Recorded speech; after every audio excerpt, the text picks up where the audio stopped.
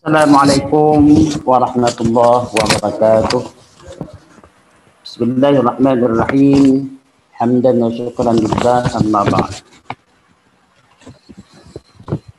Pertama-tama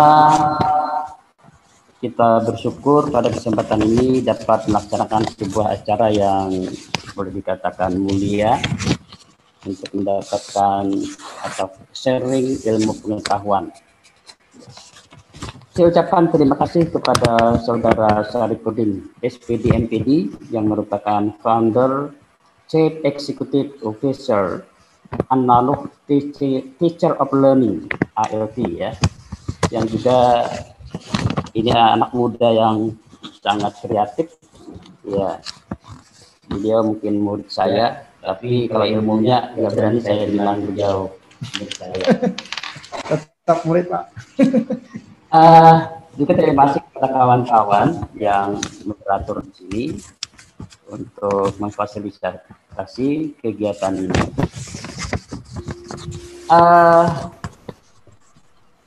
Terus terang, saya sebetulnya grogi berada di forum ini. Saya tahu ini ada orang, sudah lebih 200 orang di hadapan saya. Dan ini orang bukan sembarang orang. Orang-orang yang punya niat mencari ilmu pengetahuan, padahal dirinya sendiri sudah punya ilmu pengetahuan. Nah, ini yang beratnya nih. Tapi lantaran tugas, oke, baik, saya akan coba melaksanakan tugas ini. Mudah-mudahan ada manfaatnya bagi kita semua. Pertama saya ingin mengutip hadis Nabi yang berbunyi, kun aliman au muta'alliman au mustami'an au muhibban wala takun khamisan fatakhlik. Jadilah kalian orang yang berpengetahuan, alim, atau yang menuntut ilmu, pelajar barangkali, mahasiswa, atau yang mendengarkan, atau paling tidak yang mencintai ilmu pengetahuan. Tapi jangan sekali-kali tidak dari sekian itu. Yang kelima, alim tidak, belajar tidak, mau dengar tidak, cinta juga enggak. Nah ini jangan. Itu hadis Nabi. Baik, saya langsung aja melangkah ke bagian berikutnya. Saya berharap justru nanti ditanya jawab akan lebih berkembang. Kenapa demikian? Karena kalau ditanya jawab itu nanti akan muncul keinginan dari pendengar, katakanlah kalau begitu, peserta webinar ya. Kalau saya saja yang ngomong, barangkali, saya disuguhkan ini, saya udah tahu kok. Nah ini, tapi kalau nanti banyak yang bertanya, ya oke. Selama saya tahu, saya jawab. Kalau tidak tahu, saya tentunya nanti akan konfirmasi gitu ya. Itu merupakan kelemahan saya. Baik, saya juga sangat terharu ya. Tema ini digagas oleh pengelola sebetulnya dari Saudara Syarifuddin gitu ya. Saya juga terlalu lancang kalau dikatakan dalam sebuah buku ya. Kenapa? Karena akhir-akhir ini saya juga tidak menghasilkan buku. Buku saya kalau boleh dikatakan ada 3 naskah buku yang siap cetak. Tapi penerbitnya yang tidak ada yang mencetak. Nah ini nanti ada ceritanya ini. Kalau ini tentang penerbit ini. Oke. Naskahnya siap, tapi untuk meneruskan kepada percetakan ini yang masih ada kendala. Oh ya, di antara kendalanya adalah, langsung saja saya sebutkan, adalah pandemik ini ya. Bapak Ibu sekalian, pandemik ini luar biasa dampaknya dalam dunia percetakan buku. Ya. Dan ini berdampak pada penulisnya ternyata. Buat apa nulis, nanti juga paling jadi sampah, nah, gitu kan. Penerbit juga akan menerbitkan. Iya. Nah, baik, saya akan coba dulu dari hambatan menulis. Nah, ini barangkali terbayang oleh Bapak, Ibu, hambatan menulis ini. Macam-macam tentunya. ada yang kesibukan, ya. Tapi ya pada intinya saya angkat di sini satu adalah tidak adanya ide. Katakanlah saya nulis apa ini? Saya mau nulis tapi nulis apa? Ini juga sebuah masalah besar ini. Ya, di depan laptop berhari-hari tapi nggak menghasilkan sesuatu. Nah, itu karena tidak ada ide. Malas. Nah, yang malas ini tentu saja sudah dari awal. Orang malas nulis ya mana bisa. Dan biasanya berawal dari malas membaca. Karena jangan harap orang yang tidak pernah membaca menghasilkan tulisan.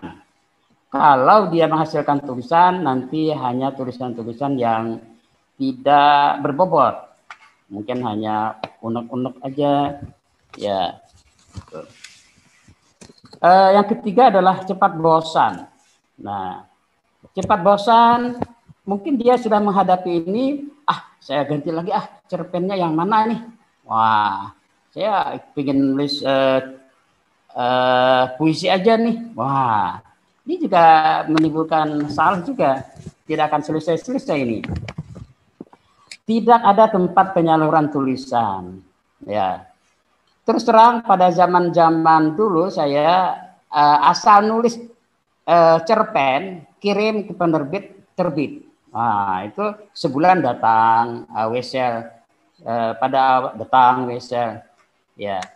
Karena saya dulu ada punya prinsip gempur penerbit. Gempur penerbit itu begini, saya akan menggempur penerbit majalah misalnya. Satu majalah itu saya tulis 3 cerpen. Saya kirim ke sana. Ditolak ketiganya saya kirim 4. Nah, gitu. Pokoknya itu. Sekarang kayaknya di masa pandemi kemana menyalurkan? Itu Anda lihat koran aja, itu orang jual koran sayang, kasihan itu. Orang beli pun karena kasihan saja. Kasihan dia berhari-hari tidak laku, tidak ada yang dibeli orang korannya. Nah, itulah kita lihat koran. Kalau dulu koran lahir terbit, ada koran pagi, ada koran sore. Ini apalagi teman-teman di Jakarta ini ya.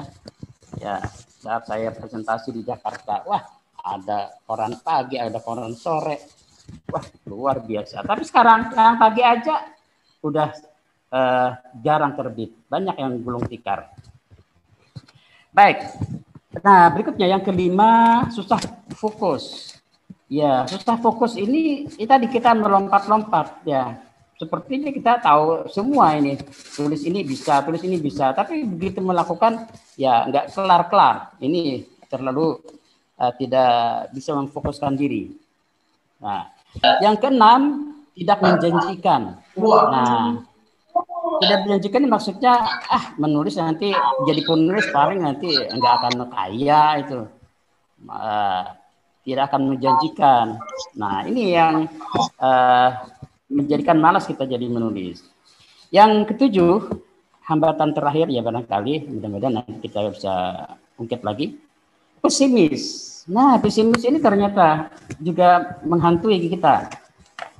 Saya ini tidak ada keturunan orang penulis, saya tidak punya bakat nulis, kamu aja. Nah, ini juga kita awal-awal saja sudah bilang tidak gitu ya.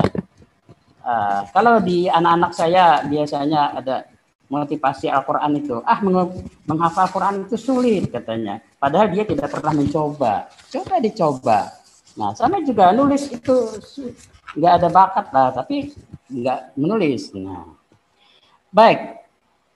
Berikutnya saya akan ketengahkan solusi. Ini solusi ala saya ya. Saya berharap nanti teman-teman malah punya banyak solusi. Tanamkan niat. Ya, tanamkan niat dulu. Semua kita kan bahwa berniat untuk ibadah gitu ya. Saya teringat kata-kata Ali bin Abi Thalib. Ya, yang isinya kurang lebih begini. Hidup ini pasti berakhir. Buatlah sesuatu yang menolongmu saat setelah mati. Di antaranya adalah menulis. Wah, ini kata-kata Ali bin Abi Thalib ini luar biasa ya. Jadi Kita pasti mati suatu ketika. Tapi buatlah sesuatu yang menolongmu ketika kamu telah mati. Di antaranya adalah tulisan. Apalagi tulisan-tulisan yang berikan motivasi, gitu kan, merupakan amal jariah, ya kan, ilmu pengetahuan juga kan. Nah, tanamkan niat dengan benar bahwa kita, mohon maaf ya, agama lain mungkin bisa punya sendiri. Kalau dalam Islam kan kita semua untuk ibadah, ya, beribadah kepada Allah. Ya, dengan menulis kita beribadah karena meningkatkan kecintaan kepada Tuhan Pencipta. Yang kedua, hunting ide. Hunting ide itu mencari ide. Karena kita sumpek ya, tidak ada ide katanya. Nah, caranya pertama kita bisa membaca. Saya mau nulis cerpen umpamanya. Saya mau cerpen hari ini. Baca cerpen orang lain. Bukan kita mau plagiat, bukan. Baik baca punya orang. Bisa juga nonton film, bagaimana film India misalnya, bagaimana dia membangun dari awal ya menjadi konflik dan akhirnya penyelesaian konflik. Nah, itu juga menemukan cara hunting ide. Ada satu hal lagi adalah dengan triple ya. Kebetulan beberapa tahun yang lalu saya diundang di Bali sebuah acara Ubud Reader in Writer Festival ya. Saya mendalami masalah triple writing. Kata narasumber dari Jepang itu katanya seharusnya semua orang itu mampu menulis katanya. Kenapa saya bilang? Karena semua orang pasti suka bepergian.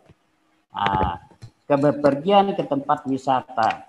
Tulis apa yang Anda alami pada saat bepergian. Udah, itu sudah jadi tulisan katanya. Begitu gampangnya menjadi penulis dengan triple writing.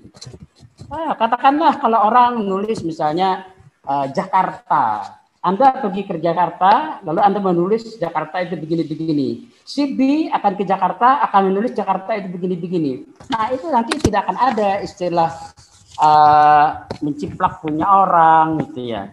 Pasti dia punya cara sendiri. Dan satu hal juga triple writing itu, makanya kalau orang asing itu dia kalau bepergian, dia bawa toster, yang difoto itu adalah objek wisata. Beda dengan orang kita ya. Kalau orang kita selfie-selfie gitu ya. Mari kita foto-foto bersama. Seret, gitu kayaknya. Oh, orang asing bukan. Ini candi, ini relief apa ini bagus, seret. Itu dia pulang nanti jadi buku. Itu mungkin itu perlu dibangun cara itu ya. Baik, yang selanjutnya juga hunting ide ya. Biasanya kita jalan-jalan sore-sore, bisa itu. Sore-sore kita lihat keadaan, lihat masyarakat. Ya, itu jadi ide nanti. Ya. Nah, satu hal juga hunting ide ini dengan bertanya. Ada apa nih hari ini apa nih masalah apa ini? Oh, pilkada. Oh, katanya pilkada itu dekat dengan pilkado ya. Wah. Oh, gitu ya. Pilkado itu kadang-kadang ada gitu ya. Maaf. Ya, berikutnya yang solusinya adalah bervariasi. Saya berharap seorang penulis jangan fanatik pada satu objek aja ya. Ini pikiran saya ya. Makanya saya insya Allah bikin karya tulis ilmiah, insya Allah bisa. Bikin puisi, insya Allah bisa. Bikin cerpen bisa. Nah, fiksi non fiksi bisa. Itu karena kita bervariasi. Ya mungkin orang ada juga yang spesifik itu terserah ya. Tapi yang saya alami dengan bervariasi maka kita akan berkembang ide kita untuk ditulis. Nah sekarang yang keempat adalah media sosial.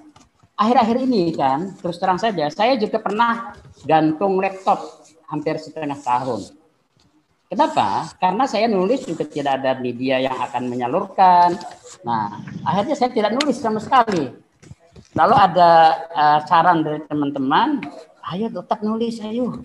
Nah, gimana caranya? Nah, katanya diposting di Facebook, diposting, dibikin jadi YouTube. Nah, makanya saya nulis 2 hari sekali, pasti ada postingan tulisan saya yang kurang lebih 3 halaman. 3 halaman itu. Misalnya 2 hari sekali. Kalau nanti melihat Facebook saya, lihat saja. Panjang-panjang. Terserah orang mau baca, mau tidak, terserah. Tetapi ternyata banyak sekali yang membacanya. Terserah, kadang-kadang dalam satu hari itu ada 100 orang yang like, yang komen ada 20, ada 10. Wah, jadi berarti orang melirik juga tulisan saya. Itu begitu saya pikir. Ya, akhirnya saya teruskan sampai sekarang saat pandemi ini banyak kesempatan kita di rumah. Laptop di rumah saya tidak pernah mati.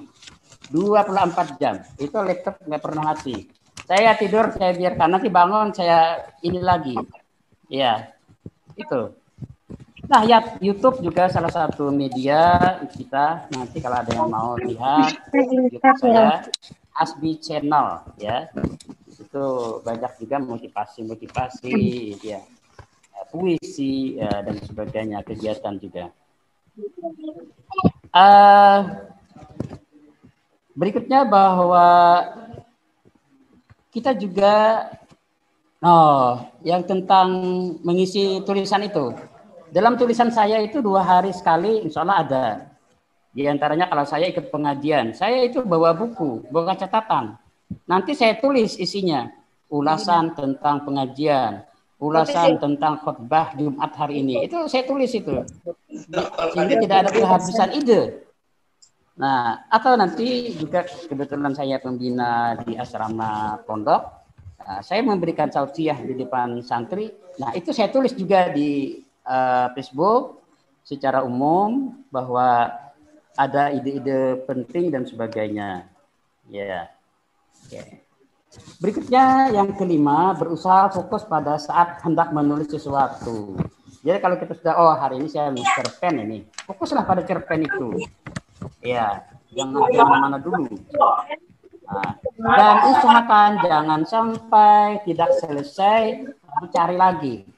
Nah, saya teringat dengan seorang penulis bilang lebih baik tulisan selesai apa adanya daripada yang wah tapi enggak selesai-selesai. Yang keenam, jangan memandang imbalan berupa profit semata. Ya, saya yakin juga ini sama dengan teman-teman pengelola acara kita ini ya. Saya juga salut ya. Mereka kemarin ingin mengadakan acara ini dengan gratis ya. Saking mereka ini berbagi ya. Bahwa jangan mementingkan profit. Cuman saya bilang, saya ingat bahwa sesuatu yang gratisan itu biasanya juga dianggap orang remeh gitu ya. Itu coba lihat aja, toilet yang ada bayarannya bersih. Begitu toilet yang tidak bayar, akhirnya kotor juga ya. Nah itu akhirnya teman-teman, kalau gitu ya oke Pak, kita berbayar, itu katakannya itu sebagai mahar gitu ya. Mahar ilmu pengetahuan itu kan juga perlu ya. Nah tentunya kita tidak semata-mata profit itu, keuntungan lain insya Allah banyak. Ini aja saya yakin Saudara Sarifuddin ini sudah dikenal ya, seantero Indonesia bahkan ke dunia ya, namanya sudah sebagai pengelola ALT ini ya. Amin. Nah, ini dia kalau mau menginginkan uangnya, mana bisa di sini. Tapi insya Allah sesuatu itu rezekinya ada. Kita doakan sukses ya. Amin. Amin. Juga teman-teman yang lainnya tentunya. Amin. Sedikit lagi ya, saya berharap nanti ditanya jawab akan lebih banyak gitu. Jadi jangan mementingkan imbalan ya, profit itu boleh, tapi kita untuk menyumbang, untuk berbagi itu penting. Ya, yang ketujuh punya komunitas. Nah, komunitas ibaratnya, makanya kata orang kan banyak teman, banyak rezeki gitu ya. Itulah komunitas. Itu teman-teman sesama grup misalnya ya, sesama sastra. Kalau kami ada istilah sastrawan. Kami kan ada, alhamdulillah kebetulan saya juga mendapat penghargaan 2 kali berturut-turut. Bukan berturut-turut, ada 2 gubernur. Rudi Arifin dulu sebagai sastrawan berprestasi, dan Paman Birin pada baru-baru tadi juga saya dapat penghargaan sebagai seniman ya, sastrawan. Ya, itu punya komunitas. Lalu kita membicarakan dengan teman-teman itu bisa, oh bagaimana ini caranya ini. Bagaimana ini. Nah, itu saya lakukan itu. Terus yang kedelapan, terus belajar. Nah, belajar ini penting. Kita, kalau saya ketemu baru tadi Arus Sastra Kalimantan Selatan di Tanjung, ketemu dengan teman-teman. Itu banyak para senior. Saya tanya itu, ini gimana Pak menyelesaikan cerpen begini. Nah, itu penting itu. Kita terus belajar dengan teman-teman kita. Ya, belajar bagaimana untuk menambah pengetahuan. Dan yang terakhir, teruslah menulis. Tulislah. Jika tidak dipublikasikan, cukup untuk di notebook Anda, disimpan di sana. Suatu saat akan ada manfaatnya nanti. Ya, tulis saja. Ya, unek-unek atau apa gitu ya. Apalagi kalau sudah layak dipublikasikan, teruskan dipublikasikan ke media seperti Facebook dan sebagainya. Saya kira itu saja dari saya, sekitar menit lebih tadi.